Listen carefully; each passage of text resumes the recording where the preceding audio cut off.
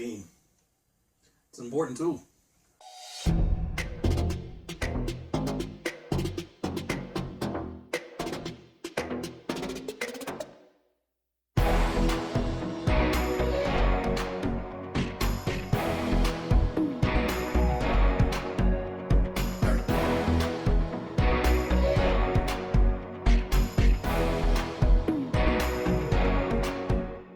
Well, hey guys, welcome back to the playground. Glad you guys stopped by. So what we got today is kind of a list of tools that I have found make working on and building kits a lot more enjoyable. So like you, if you're just starting out or have only been in the hobby for a little while, you're probably stuck with a bunch of tools that came with you ready to run, or that you've been able to steal out of the garage, or you just had on hand. Now, some of those work great, and some of those just get the job done. So one of those things that are just get the job done type of tool is the little Allen wrenches or hex keys that come with your ready to run kits. Most of them come with one or two different sizes, just enough to you be able to do some maintenance on the kit, and that's about it. It'll allow you to fix stuff, but there are better ways. So one of those better ways is to get a nice set or decent set of drivers. So I picked these up off of Amazon. They're Hobby Park brand, just run-of-the-mill hobby drivers. Super affordable. You can go out and get MIP drivers and a lot of the big name brands and spend $10, $15, $20 a tool to get one. Now, I'm not knocking those things. They're awesome, and they're definitely built to last. These, however, are $10, $11 a set, and you get 4 different sizes in the set.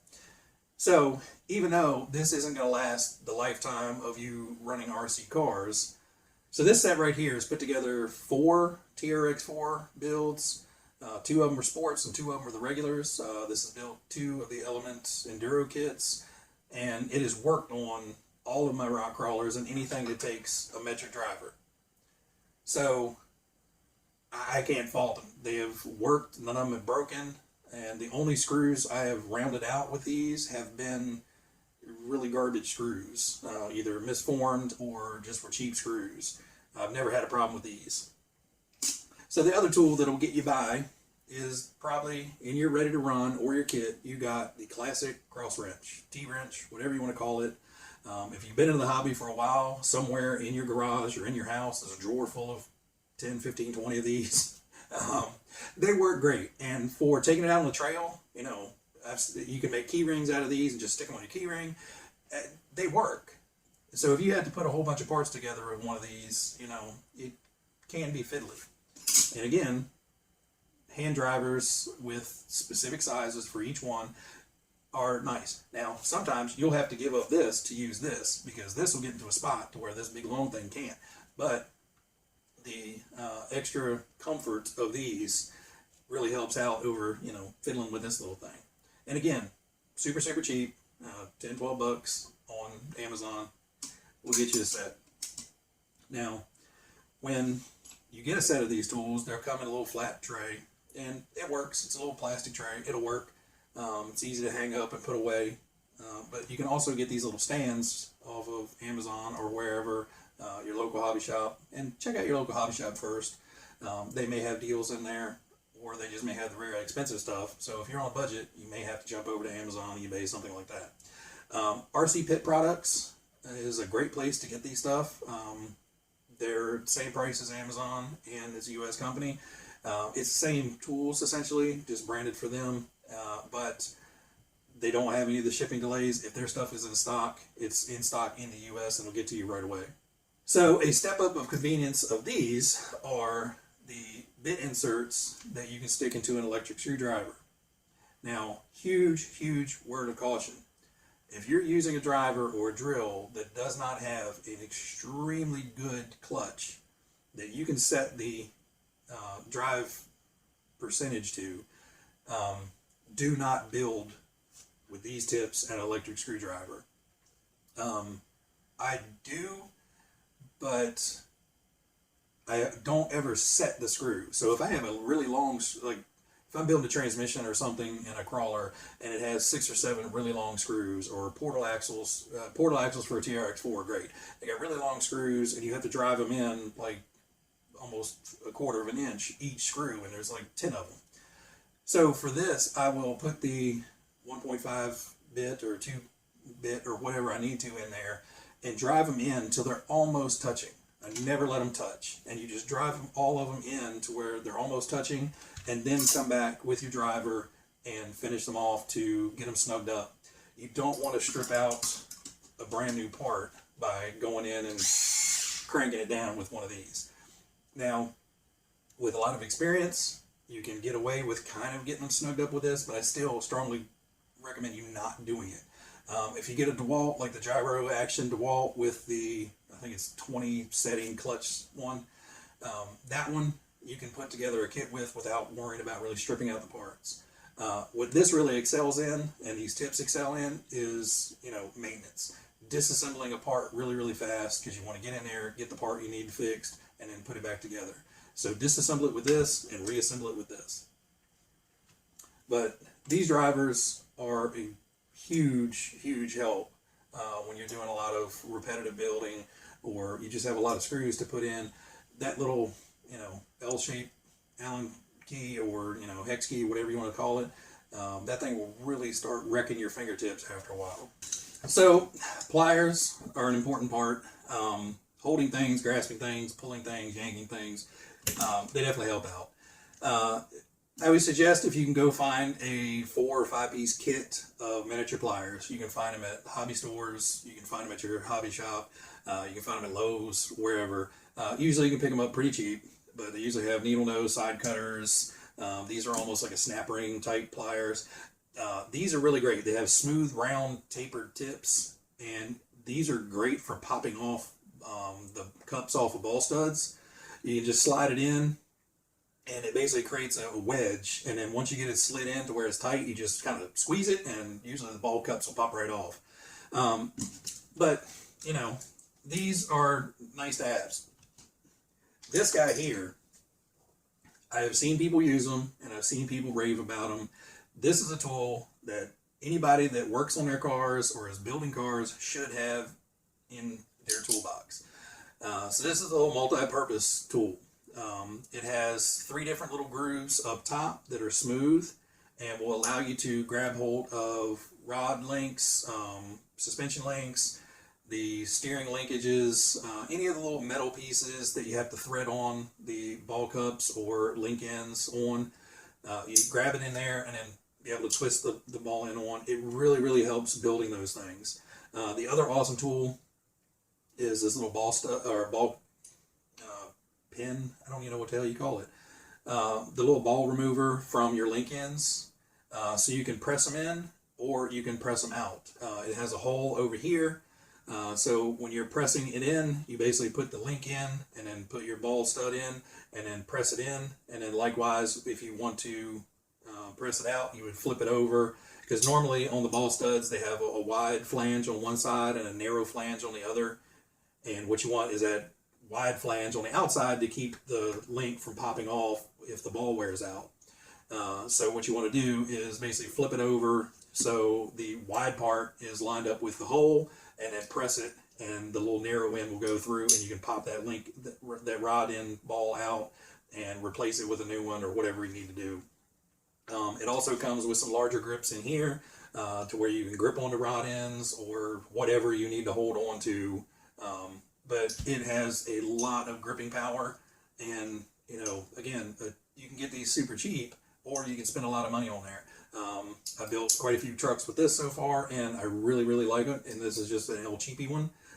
We got this from RC Pit Products, and I'll put a link for them down in the description below. But you can also find these on like Amazon and eBay as well.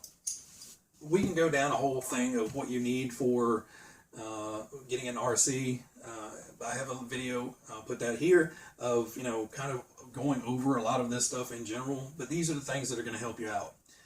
I never thought that these were going to be as helpful as they are. I use these things all the time. This is a two-sided sanding stick. a fingernail file is literally all this is. These are 180 on one side and 240 on the other, and you can buy these guys in bricks off of Amazon. I think this was like $6 or $8 for a giant brick of these. What is this? This is 25 pieces. I go through them quite a lot, and you know, when you're buying them in bulk like this, you know, once the paper starts peeling up and all that stuff, pitch it. You got 24 more. So I recommend these. Another thing that'll make your life easy is a little tiny pin vise. Though they call them pin vise, or but it's a handheld drill. So it operates with just a little finger tightening collet. You put your little tiny drill bit in, and it comes with a wide variety of teeny tiny to moderate sized. You put your drill bit in, and then you can just drill. It makes a world of difference, and you have a whole lot more control with this than you would having with an electric drill and a drill bit, because you know, you squeeze the trigger and the drill bit walks across something and digs a big line of stuff. You're not going to have that with this. Also with this, you can put in teeny tiny holes as like a pilot hole, and then follow it up with a larger bit, and that large bit will follow the path of that little teeny tiny hole. So these I recommend. Again, a super cheap one, but a really helpful tool that you won't use often, but when you need it, it's extremely helpful. Same thing goes with this guy. So when you're building kits and you have an 8mm, a 10mm, a 12mm, and a 14mm pile of screws, and you're down to one or two of each, sometimes you grab the wrong screw just because, oh, that looks like a 10 and it's actually a 12, or it's an 8, and then you get 4 steps away and you need that 12 because of the length that it has to be, and you can't get it together because all you have is a 10, and then you have to go back and start backtracking through to find. So some instruction books, you know, they have the cool little scale hardware in there so you just match it up, but these are really helpful for identifying weird wonky screw lengths, screw widths. So this is really helpful if you need to make linkages. So if you need to make 6 links that are 60mm long and your instructions aren't to scale element, you can set this up, lock it down, build your links, and as long as that fits in there nice and snug, you're dead on. If it doesn't fit, back it off, whatever. Really helps out building repetitive things, or like I said, identifying screw sizes or screw widths or whatever. You can find these at Harbor Freight, stuff like that. This is a little bit nicer one, but I still think I paid $20, $25 for this, just because I wanted one that's metal. But you can find a usable one in plastic or something from Harbor Freight for probably $6 or $8. But again, super handy, and beats having to have a ruler and eyeballing it and stuff. You can set this and just make a repetitive process. Another thing that we didn't cover in the other video, that if you're going to start getting into model building, especially, you know, once you start getting into Tamiya's with lights and or hard body kits with light buckets and stuff, or like the Tamiya tractor trailer, you're going to need a lot of different glues. CA glue is helpful, obviously gluing tires and stuff like that. You'll need CA glue. There's other stuff you can get away with using CA glue. Be careful with CA on plastic parts though. It'll bond really well, but if it's a visible, like finished part, be very careful because CA can cause a fogging effect. The way it off-gasses when it cures, those gases as it's curing can fog up plastic and leave a whitish, funky residue on it. So be careful with using that. Also, you can get accelerator that will instantly cure the super glue. So depending on what super glue you have, and I'm sorry, super glue, cyanoacrylate, CA glue, but super glue. Everybody knows super glue. But you can get many different types of this: thin, thick, rubberized, slow set, fast set, whatever. Really doesn't matter what type and what setting ratio it is. With accelerator, it's almost instant. But again, be careful with finished products with this. So if you have like chrome or something around it, don't spray this on there because this can damage like the chrome finish on Tamiya.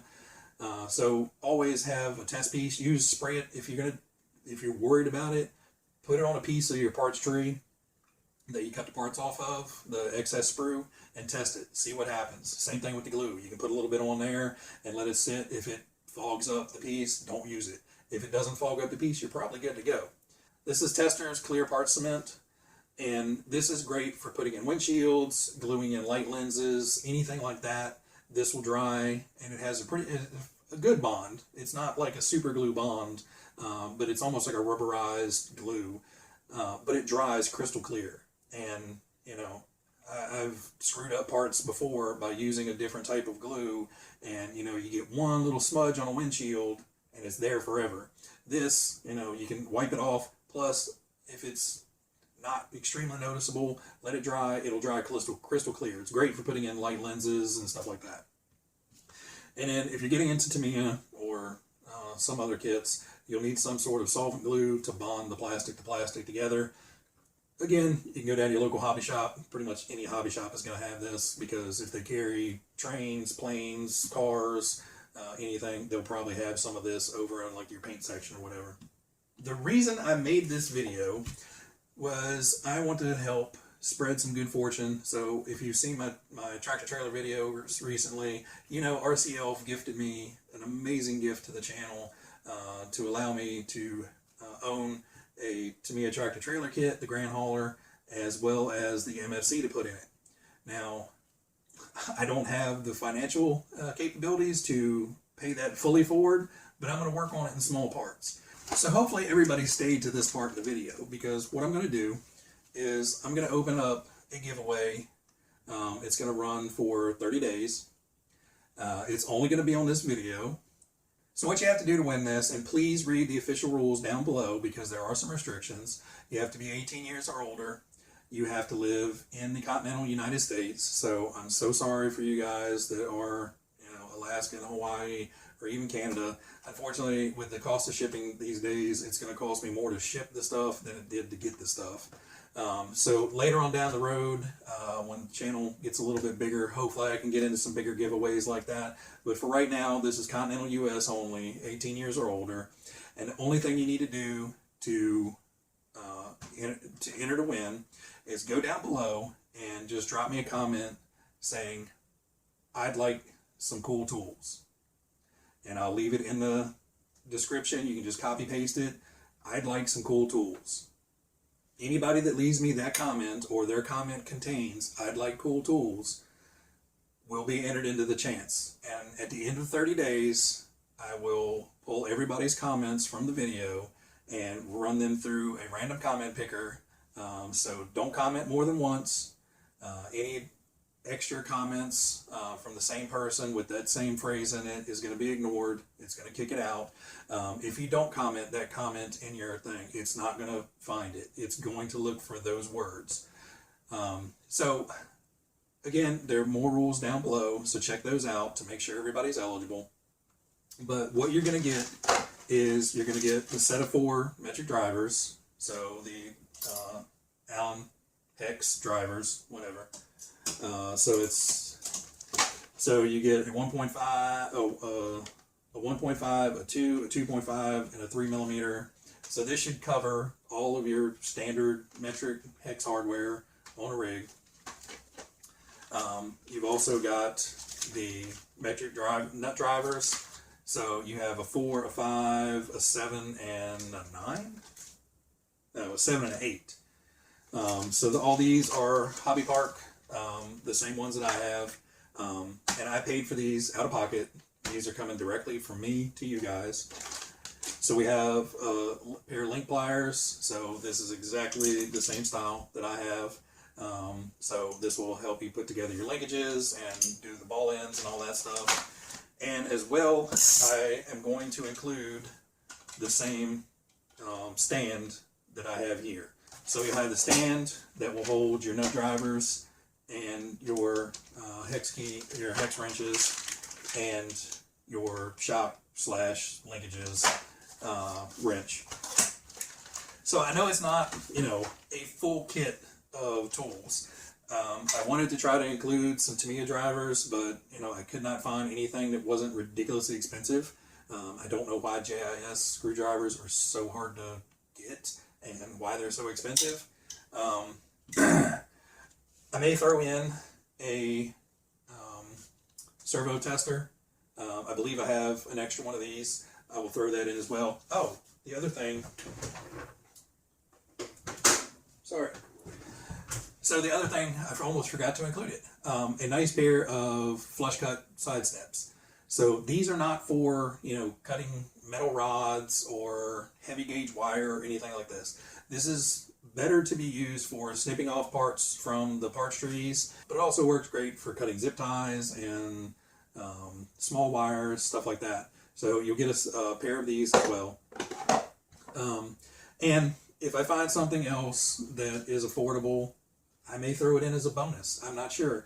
I'll have to look through, see what I have, if I have any extras, so like the servo saver and everything.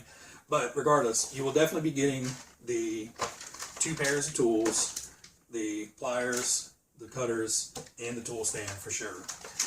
So again, drop that comment down below. I didn't say anything up front in the video. I want this to be for the people that are actually watching my videos. So if you guys are subscribed, great. If you haven't, please do so. It helps out the channel. But again, I'm not making that a contest rule. I don't want to grow my numbers by, oh, follow me for this contest and you'll be, no. Just drop me a comment. Let me know how I'm doing. Let me know how you guys are enjoying the videos. And like I said, leave that comment, specific comment down below. And I'll have it buried in the notes or in the description down below so you can just copy and paste it. But I'm not going to basically tell everybody that it's a contest. So anyway, guys, I hope you like the videos. Everybody out there, be happy, be safe, and I'll catch you next time. See ya.